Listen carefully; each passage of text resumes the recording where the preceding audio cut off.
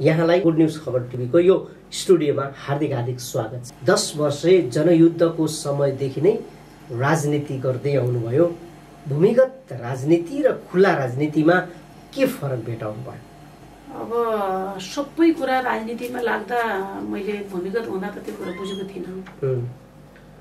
मैले यति बुझेको थिएँ मान्छे एउटै हो र यो समान हुनुपर्छ हैन। जुन अब धनी गरिबको चाहिँ खाडाल हेर्दा जातीय विभेद हेर्दा यो कुराको किन हुन्छ होला यस्तो भन्ने चाहिँ मलाई लाग्थ्यो।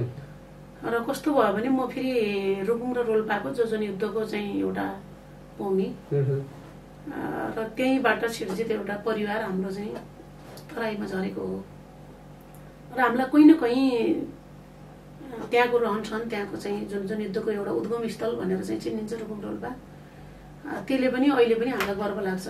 हिजो त अब त्यही नाममा धेरै चाहिँ दुःख कष्टहरू पनि त्यहाँका जनतादेखि लिएर त्यहाँबाट बसोबास गरेर चाहिँ तराई झरेका अथवा अन्यत्र झरेका मान्छेहरूले रुकुम र रोल्पा भन्न बित्तिकै धेरै दुःख पनि पाए र त्यही अन्तरमा मैले धेरै नेतृत्वहरू चाहिँ भेटेँ देखेँ जुन हाम्रो परिवारिक रूपमा पनि बस्दा र सेल्टरहरूको रूपमा चाहिँ अब त्यति बेला पनि हुँदा यो कुराको विभेदको अन्त्य चाहिँ हुनुपर्छ भन्ने मलाई त्यति बेलादेखि पनि लाग्थ्यो।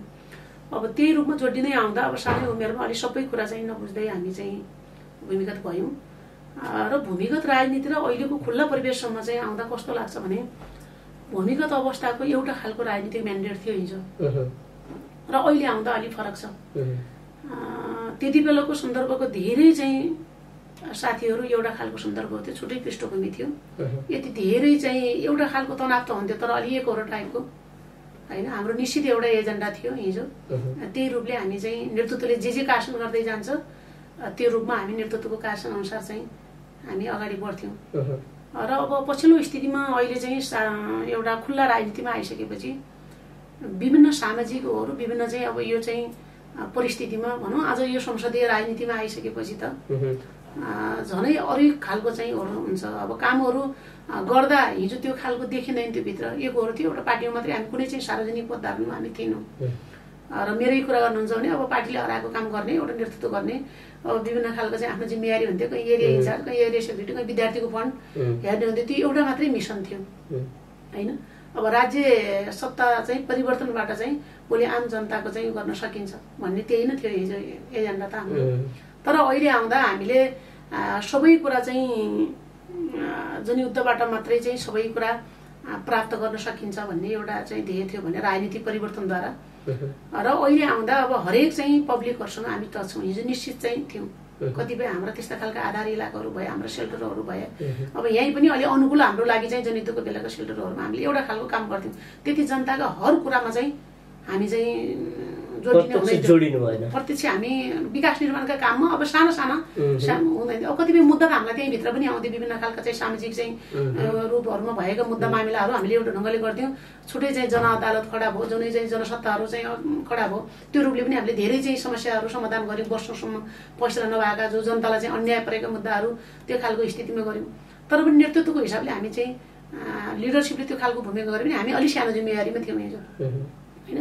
त्यसले गर्दाखेरि एउटा खालको यो कुरो आएको थियो भनेपछि अलिक मुद्दाहरू फैसला गर्नु पनि सजिलो थियो हिजो भित्री रूपमा हाम्रो चाहिँ भित्रको जे संरचना हामीसँग थियो त्यो रूपमा। तर अहिले आउँदा कस्तो भएको छ भने यो भित्र वृहत होलभित्र हामीले सबै कुरालाई क्याच गर्न जानुपर्ने स्थिति चाहिँ छ हैन। सामाजिक रूपमा त्यत्तिकै छ, अरू चाहिँ पार्टीगत रूपमा त्यत्तिकै छ र अरू विभिन्न खालका यसमा चाहिँ सम्बन्धित निकायहरूलाई त्यत्तिकै ब्यालेन्स गरेर जानुपर्छ र पब्लिकहरूका सब मुद्दाहरू अहिले त पार्टी मात्रै होइन, म त एउटा जनप्रतिनिधि हो र एउटा सामाजिक मान्छे हो।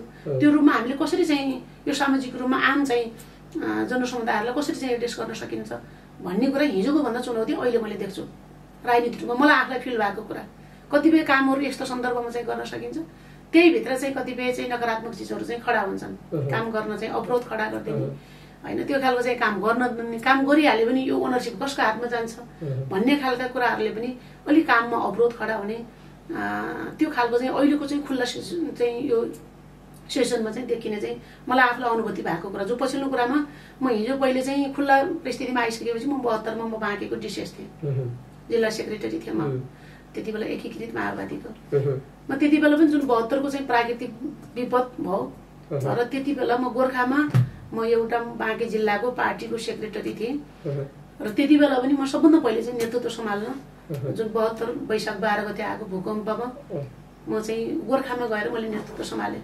किनभने मेरो हिजो पनि त्यो स्वभाव थियो र अहिले पनि त्यो खालको स्वभाव, अलि जोखिमतासँग चाहिँ लड्ने र निरन्तर रूपमा पछाडि नहट्ने, सकेसम्म चाहिँ आफूले चाहिँ आफ्नो भूमिका त्योभित्र पनि आफूले चाहिँ प्रदर्शन गर्ने र त्योभित्र आगोबाट खारिएको नमुना नाम गजबले सिलेक्ट भएछ। कसले राख्यो, तपाईँ आफै कि पार्टीको नेता? होइन, मेरो नाम पहिले आफै राखेको होइन। म अलि भने नि, मैले अघि पनि भने, म राजनीति रूपमा अलिक सानै बच्चैदेखि लागेको हो यो राजनीतिमा। 47 सालदेखि जो चाहिँ मैले सबै कुरा चाहिँ त्यति बेला डिसिजन गर्ने अवस्था थियो। मलाई त्यति थाहा थियो यो विभेद हटाउनुपर्छ, यसको लागि चाहिँ हामी पनि चाहिँ लामबद्ध हुनुपर्छ भन्ने कुरा मैले त्यति बुझाएको थिएँ। र यो पार्टीमा गइसकेपछि लगभग 58 तिर त पार्टी इमर्जेन्सी लाग्यो र त्योभन्दा अगाडि पनि यसमा चाहिँ एउटा खुल्ला नाम, एउटा भूमिगत नाम नेतृत्वहरूको पनि चाहिँ हुँदो रहेछ। अब कतिपय यस्तो खालको चाहिँ पुलिसहरूले विभिन्न खालको चाहिँ अब राज्यबाट चाहिँ त्यो खालको चाहिँ वारेन्टेड हुने चाहिँ व्यक्तिले गर्दा यसको चाहिँ टेक नाम बनाउनुपर्छ, यसको चाहिँ एउटा भित्री नाम बनाउनुपर्छ। किनभने आज म चाहिँ यहाँ फलान ठाउँको मान्छे फलान नाम गयो भने त अर्को ठाउँ जाँदा भोलि चाहिँ सजिलै चाहिँ अप्ठ्यारो हुन्छ भन्ने हिसाबले मलाई पहिले मेरो नाम चाहिँ रचना थियो। मलाई त्यो नाम चाहिँ जो अहिले शहीदको चाहिँ कोटामा हुनुहुन्छ जुन डम्बर राणा भाट पूर्व विद्यार्थी नेता, अहिले रचना राख्नु भएको थियो। ल बैठकबाट चाहिँ गर्दा एउटा नाम चाहिँ सिलेक्ट गर्नुपर्छ भन्नु। त्यसपछि अलि पछि चाहिँ हुँदै जाँदा फेरि तपाईँको यो नाम चाहिँ मेल खाएन भनेर मलाई एकजना जो अमरनाथ अधिकारी हुनुहुन्छ, उहाँ शहीद हुनुहुन्छ, धेरै राम्रो चाहिँ लिडरसिप त्यति बेलाको जेनेरेसनमा, भनेर तपाईँको नाम चाहिँ हामी चाहिँ राखिदिन्छौँ भन्नुभयो। फेरि मैले भने हुन्छ, तपाईँको नाम यो मेल खाएन, तपाईँको सबै गतिविधि एक्टिभिटिज हेर्दा उहाँले चाहिँ धेरै पछि चाहिँ गरेर तपाईँको नाम आजदेखि नमुना, अब सबै साथीहरूले त्यही भन्ने है भनेर मलाई अमरनाथ अधिकारी जो शहीद हुन्छ भण्डारियामा चाहिँ 60 सालमा जेठ 18 गते राति उहाँहरूको चाहिँ सामूहिक चाहिँ गिरफ्तार भएर अहिलेसम्म बेपत्ताको लिस्टमा हुनुहुन्छ। दलबहादुर चाहिँ घरतीमा गयो, त्यसपछि अमरनाथ अधिकारी, त्यसपछि विपुल सुवेदी, ईश्वर सुवेदी गोलपुर, जो हाम्रो पूर्व संविधान सभा उपाध्यक्ष पूर्ण कुमारी सुवेदीको चाहिँ देवर हुनुहुन्छ, प्रकाश सुवेदीको भाइ, त्यसपछि उदय चौधरी लगायत त्यहाँ 5-7 जना साथीहरूको जुन सामूहिक चाहिँ अब हत्या भनौँ अथवा बेपत्ता भनौँ अहिलेसम्म सार्वजनिक हुन सकेको छैन। यो मेरो नाम चाहिँ अमरनाथ अधिकारी, उहाँले नै मेरो नाम चाहिँ यो सिलेक्ट गर्नुभएको हो र धेरैसम्म आफू सँगसँगै हिँडाएर उहाँले गाइड पनि गर्नुभयो। उहाँसँगै चाहिँ उहाँको नेतृत्वमा हामी चाहिँ गोलबन्द भयौँ र उहाँले त्यो खालको सिलेक्ट गरेको मेरो नाम हो। यो मैले आफै चाहिँ राखेको होइन, मेरो यो भूमिगत नाम। अहिले यति छिटो तपाईँ जनसम्पर्कमा हुनुहुन्छ, समाज सेवामा हुनुहुन्छ, किन यत्रो चर्चा? नै चर्चा भन्दा पनि मैले यसलाई चर्चा होइन, मैले जे ऐभारा मलाई चाहिँ बोकाउनु भएको थियो र त्यो ऐभारा मैले चाहिँ निर्वाह गरेको जस्तो लाग्छ।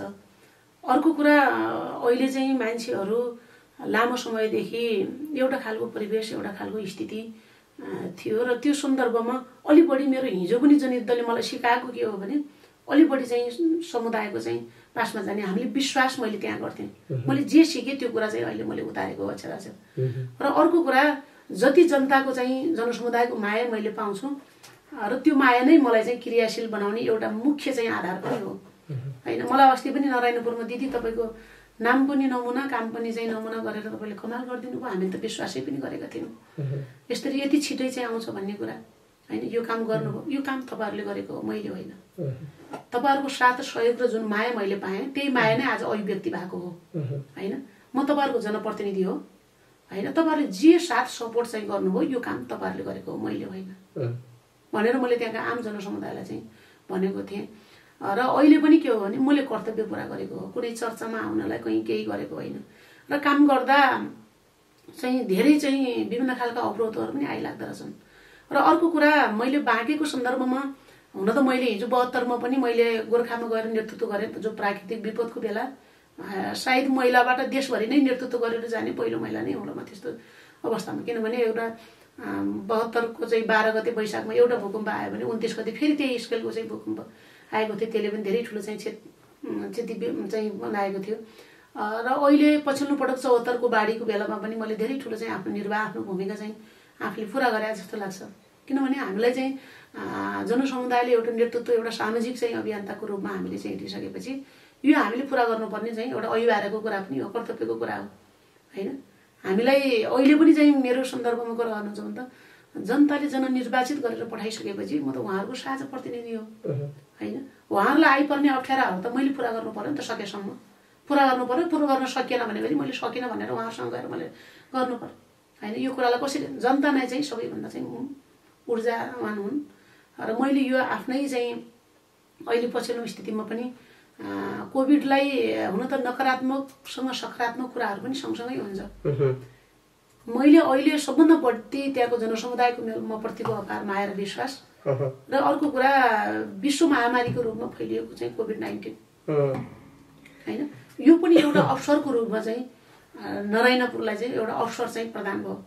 सायद अझै पनि म ठोकुवाका साथ भन्छु यो काममा म जनप्रतिनिधि म नहुँदा म एउटा पार्टीको लिडर हुँदा पनि म नारायणपुरको चाहिँ म जब 72-73 म प्रचण्ड दोस्रो पटक प्रधानमन्त्री हुँदा म उहाँको चाहिँ सचिवालयमा म थिएँ बालुवाटारमा र त्यति बेलादेखि मैले उठान गरेको एजेन्डा हो हैन। अब काम पहिलेकोले पनि गर्नुभयो निरन्तर रूपमा, तर त्यसको रिजल्ट चाहिँ आउन सकेन।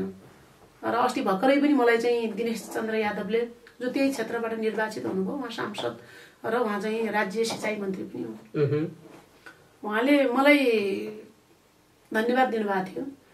जो राजनीतिक उच्च एउटा चरित्र उहाँले चाहिँ प्रदर्शन गर्नुभयो। हामीले गर्न त खोजेको हो तर सफल हुन सकिएन। तर तपाईँ हाम्रो छोरी जो बाँकेको छोरी हो, तपाईँले यो कुरा पुरा गर्नु, तपाईँलाई धेरै धेरै धन्यवाद छ। म नेता मात्रै होइन, म चाहिँ नारायणपुरको म त्यहाँको नागरिक पनि हो हैन। हामीले नसके पनि तपाईँले पुरा गर्नु भएको छ हैन। तपाईँलाई धेरै धेरै धन्यवाद छ। अब छिटोभन्दा छिटो चाहिँ नारायणपुरका हरेक टोल हरेक गाउँहरूमा छिटो छिटो चाहिँ यसले निरन्तरता पाओस् भनेर चाहिँ हामी एकदमै खुसी छौँ तपाईँप्रति भन्नुभयो। नमुनाजी 2072 मा भूकम्पको बेला यहाँले स्वयं आफै आफ्नै नेतृत्वमा गोर्खा जानुभयो। त्यहाँ भूकम्पमा पीडितहरूको उद्धारमा तपाईँ सहभागी हुनुभयो। त्यसै गरी 2074 मा बाँकेमा बाढी आयो। विशेष गरी बाढीको प्रभाव चाहिँ राप्ती सोनारी र नारायणपुर नै रह्यो त्यतिखेर, र अलिकति डुङ्गा पनि तपाईँ निकै लाग्नुभयो। र अहिले कोभिड-19 को बेलामा पनि तपाईँ सुरुदेखि नै अट्याच हुनुहुन्छ, अथवा सुरुदेखि नै तपाईँले सेवा गर्दै, त चाहे उद्धारका कुरा होस्, चाहे राहतका कुरा होस्, चाहे अरू कुनै जनजीविकाका कुरा हुन्, तपाईँ निकै जोडिनु भएको छ है। यो सक्रियता ठ्याक्कै अवसरलाई तपाईँले कसरी क्याच गर्नुहुन्छ? पहिलो कुरा त मैले अघि पनि भने, जति बेला यस्ता खालका विपदहरू र अप्ठ्यारो घडीहरू हुन्छ त्यो जोखिमतासँग लड्ने मेरो हिजोदेखि नै यो स्वभाव भनौँ अथवा ट्रेन भनौँ, प्रवृत्ति त अलि नकारात्मक चिजलाई भन्छ होइन। मेरो हिजोदेखिको त्यो खेल्ने मेरो स्वभाव हो। मैले गर्नुपर्छ केही सजिलोको बेला गर्ने सबै हुन्छन् र अप्ठ्यारो मलाई नै जोखिममा उठाउनुपर्छ भन्ने मलाई जनयुद्धले सिकाएको त्यही हो हैन।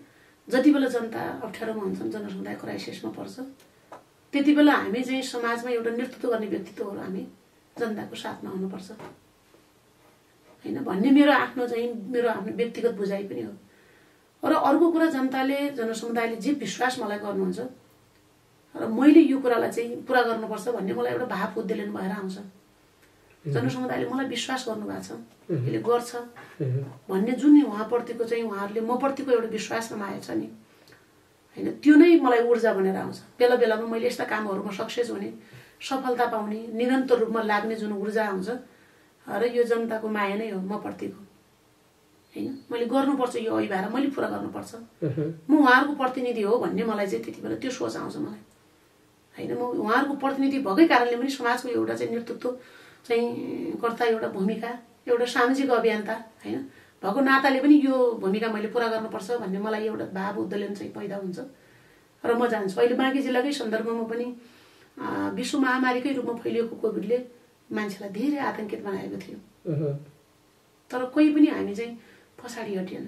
नाकामा आएका मान्छे अलपत्र परेकादेखि लिएर उनलाई उद्धार गर्नेदेखि लिएर होइन, जो मजदुरहरू चाहिँ आफूले चाहिँ काम गर्न नसकेर त्यो खालको अवस्था सिर्जना नभएर चाहिँ खान नपाउने त्यस्ता मजदुरहरूको सन्दर्भमा हामीले अभियान थोरै भयो भने, मेरो कुराले सबै पूर्णता दिन्छ र हुन्छ भन्ने कुरा मेरो त्यो धारणा होइन, तर थोरै के भने त्यो अभियानले चाहिँ म जस्तै चाहिँ धेरैले गर्यो भने त्यो सार्थकता पाउन सक्छ होइन। यो कोभिडकै बेला पनि 11 गतेदेखि लकडाउन भयो, 12 गते मैले यो घोषणा गरेको थिएँ, राहतको चाहिँ जो रिलिफ फन्ड मैले बाँकेमा व्यक्तिगत रूपमा बनाइयो होइन। मैले यसलाई चाहिँ प्रशासन मार्फत जोड्नलाई धेरै चाहिँ प्रयास गरेँ, तर त्यो कतिपय नीति नियमहरूको कारणले भएन। तर पनि मैले त्यसलाई सर्वदलीय बनाएर यसलाई चाहिँ पारदर्शी बनाएर आफूले एउटा एकद्वार प्रणालीबाट मैले बाँकेका 8वटै निकायलाई मैले यो राहत प्याकेज चाहिँ हस्तान्तरण गरेँ। सानै भए पनि झन् 1 लाख बराबरको एउटा गाउँपालिकामा मैले सबैलाई हस्तान्तरण गरेँ र धेरैले चाहिँ मलाई सुझाव पनि दिनुभएको थियो, तपाईँले यसरी चाहिँ दुःख गर्नुभएको छ, आफै दिनु। मैले दिँदैन, राज्यको एउटा निकाय छ होइन, जो सरकारले पनि अहिले त्यो भनेको छ र मेरो मन चाहे पनि म आफै जाने कहिले मान्ने होइन होइन।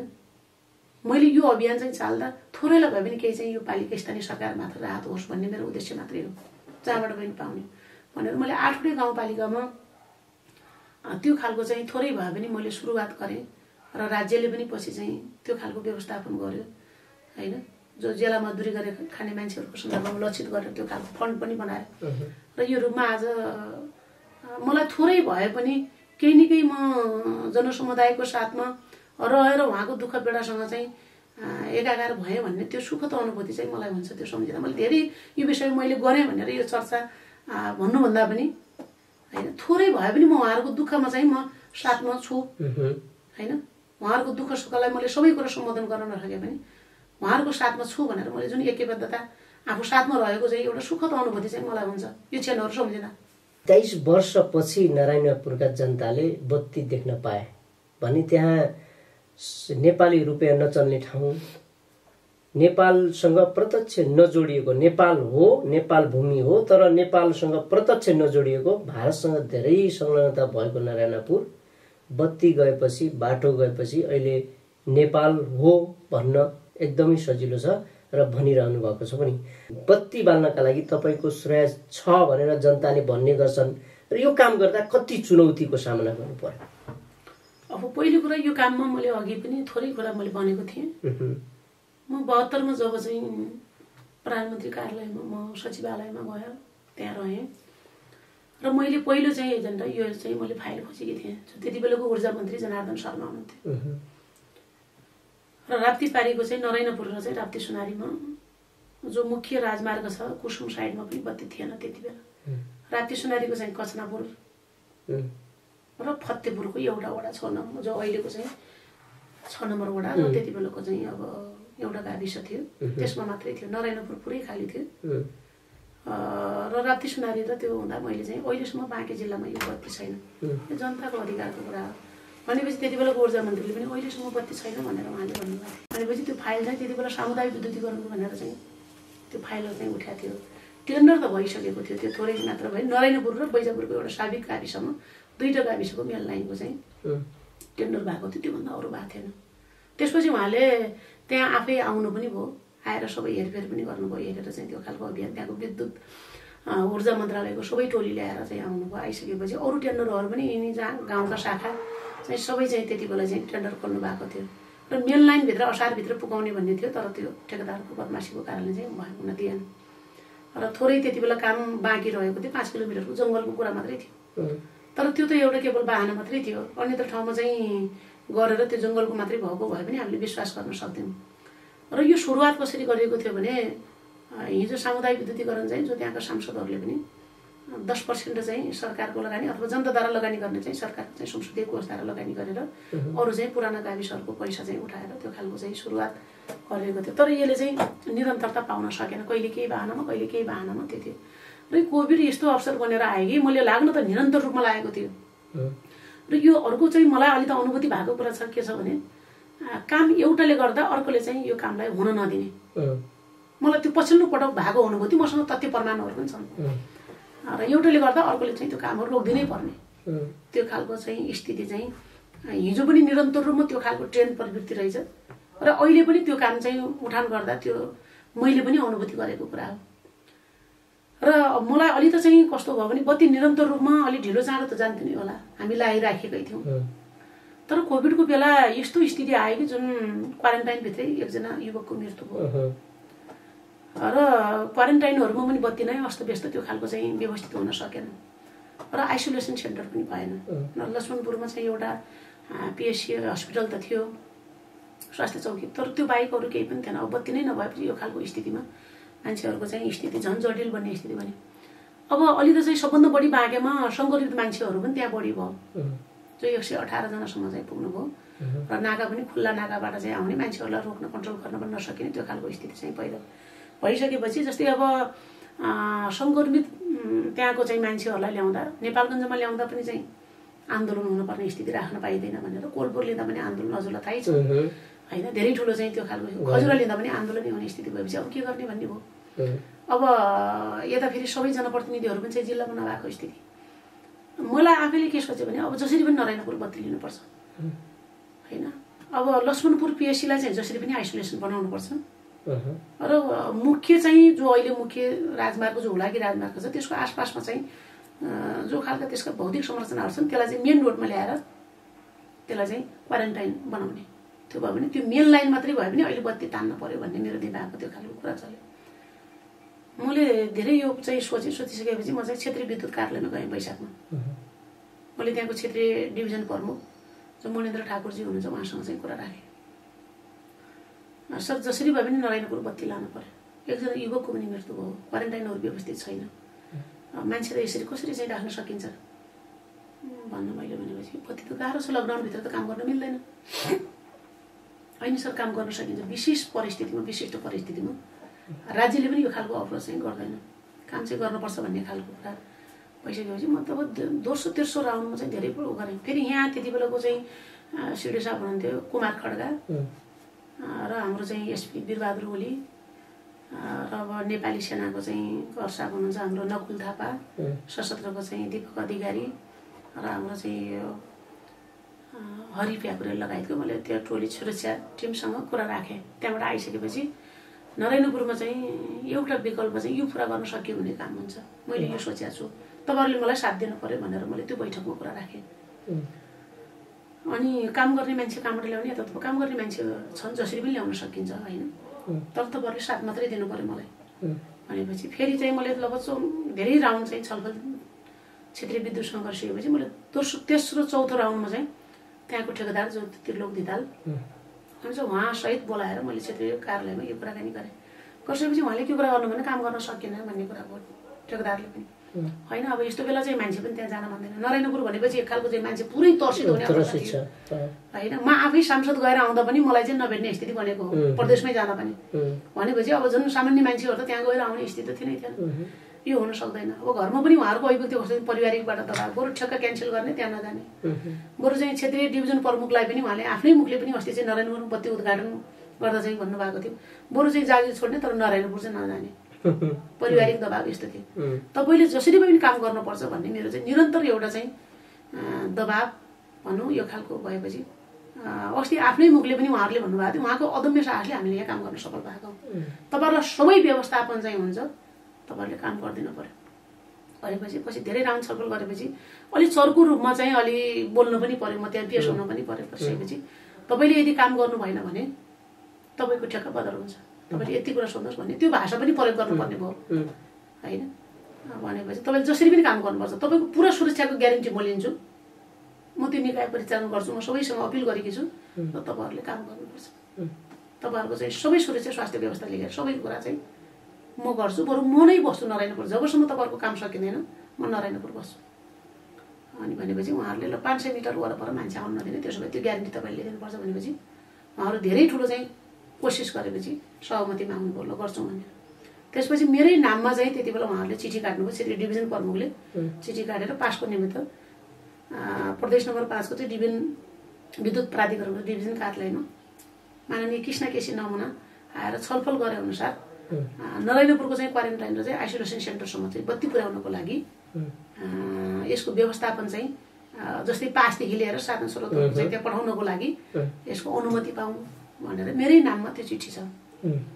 अनि त्यसपछि 7 गते त्यो भयो, 9 गतेदेखि चाहिँ काम सुरु भयो। काम भयो, हामीले सबै आफूले के गर्नुपर्छ ठेकेदारलाई परेको क्राइसिस जसको त्यहाँको चाहिँ साधन स्रोत खोज्नेदेखि लिएर आफै लाग्यो नेपाली सेना अनि नेपाल प्रहरी सशस्त्र प्रहरी त्यसपछि सिडिओ कार्यालयको पुरै टिम लगाएर चाहिँ काम अगाडि बढ्यो र अन्ततोगत त्यसको सफलता त्यसको चाहिँ उसमा हामी चाहिँ असारको 16 गते चाहिँ हामीले बत्ती उद्घाटन गर्यौँ एकदम छिटो भयो एकदमै फास्ट ट्र्याकबाट भयो र 16.5 किलोमिटर चाहिँ काम त्यो बीचमा 1 महिनाकै अन्तरालमा चाहिँ काम भयो र अहिले गाउँको शाखाहरूमा पनि हामीले मोतीपुर हामीले लगिसक्यौँ र अन्य गाउँहरूमा पनि लगिसकेको छ असोजभित्र हामीले सबै बत्ती नरायणपुरमा सबै गाउँ टोल कुना कुनामा पनि बाल्छ भन्ने प्रतिबद्धता चाहिँ क्षेत्रीय डिभिजन प्रमुखले पनि भन्नुभएको छ जो यो खालको साहस र चाहिँ हामीलाई यो विकल्प दिनुभयो र उहाँले नै हामीलाई चाहिँ यहाँ यो काम गर्ने चाहिँ एउटा सफलता चाहिँ मिलेको हो भन्ने कुरा चाहिँ उहाँहरूले पनि भन्नुभयो मलाई अहिले सबैभन्दा अनुभूति भएको कुरा के हो भने अपार जुन मलाई विश्वास गरेर त्यहाँका जनसमुदायले जुन अपार माया गर्नुभयो त्यही नै मेरो लागि चाहिँ ऊर्जा हो र अर्को कुरा जुन कोभिड महामारीको रूपमा जुन नरायणपुरको लागि बत्ती छिटो लग्नमा यो अवसर बन्यो केही दुःख पीडाहरू चाहिँ बेहोर्नु पर्यो त्यो आफ्नो ठाउँमा छ होइन त्यहाँको जनसमुदायहरू एउटा जनजीवन एउटा खालको अवस्थामा पुग्यो होइन अब नेपाली सेना शुद्ध त्यहाँ राखेर हामीले कन्ट्रोल गर्नुपर्ने स्थिति भयो हजुरलाई थाहै छ त्यहाँको कोभिडको बिरामीहरू ल्याउँदा एउटा खालको चाहिँ विभिन्न खालका चाहिँ अफवाहहरू फैलाएर नआउने स्थिति होइन त्यसपछि चाहिँ पुरै झडबै हुने स्थिति भइसकेपछि नेपाली सेनालाई अहिलेसम्म पनि हामीले त्यहाँ राखेका छौँ तर अहिले त्यहाँको जनजीवन सामान्य रूपमा छ र त्यहाँका जनसमुदायहरू एकदमै खुसी छन् जो अब नरायणपुरमा पक्की सडक पनि पुग्यो र बत्ती पनि चाहिँ हामीले सबै कुना कुनामा अब नरायणपुरमा असोजभित्र त्यो पुरा हुन्छ भन्ने प्रतिबद्धता हामी सबैले ठेकेदारदेखि लिएर क्षेत्रीय डिभिजन प्रमुख विद्युतको उहाँले गर्नुभएको छ होइन हामी सबैले त्यो खालको चाहिँ एउटा सामूहिक प्रयत्नबाट म त अहिले भन्छु मैले नेतृत्व केवल मैले त्यो एजेन्डा पेश गरेको हो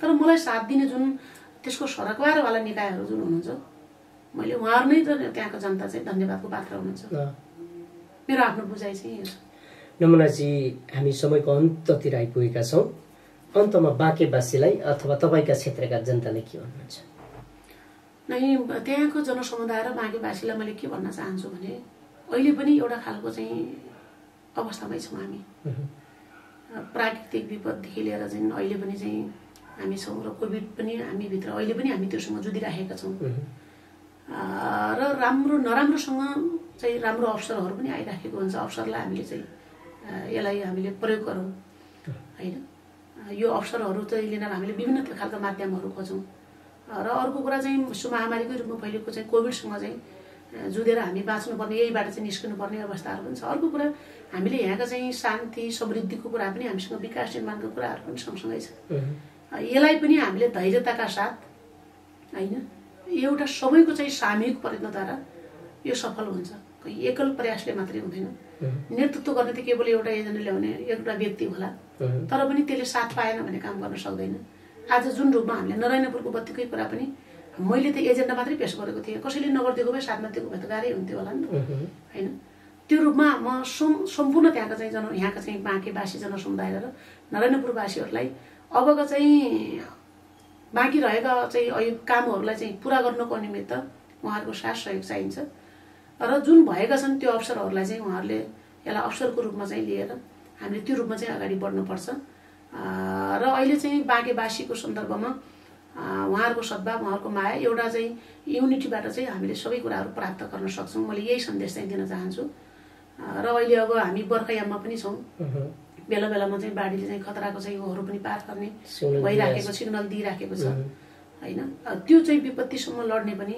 र त्यो खालको सूचनासँग चाहिँ सँगसँगै रहेर यो चाहिँ एउटा प्राकृतिक विपदसँग लड्ने र सतर्क हुने चाहिँ एउटा खालको चाहिँ सूचनासँग सबैसँग सहकार्य गरेर अगाडि बढ्न पनि म आह्वान गर्न चाहन्छु र हामी उहाँहरूको साथमा छौँ यो रूपमा निरन्तर रूपमा चाहिँ यो खालको सहकार्य र समन्वयबाट अगाडि बढ्यो भने पक्कै पनि हामीले यी असम्भव र अप्ठ्यारा चिजहरूलाई चाहिँ हामीले छिरेर हामीले यो सम्भव तुल्याउन सक्छौँ त्यही नै हो मेरो धन्यवाद यहाँलाई यो रेडियो मर्निङ स्टार 90 मेगाहर्ज र गुड न्युज खबरलाई तपाईँले आफ्नो अमूल्य समय दिनुभएको लागि धेरै धेरै धन्यवाद छ होइन यो गुड न्युज टिभीलाई मेरो पनि अन्तर्हृदयदेखि नै धेरै धेरै चाहिँ धन्यवाद आभार प्रकट गर्न चाहन्छु किनभने मेरो आफ्नो मनमा लागेको कुरा पनि मैले यहाँबाट चाहिँ एउटा प्रवाह गर्ने जुन खालको यो महत्त्वपूर्ण अवसर प्रदान गरिदिनु भयो यसको लागि आभार प्रकट गर्न चाहन्छु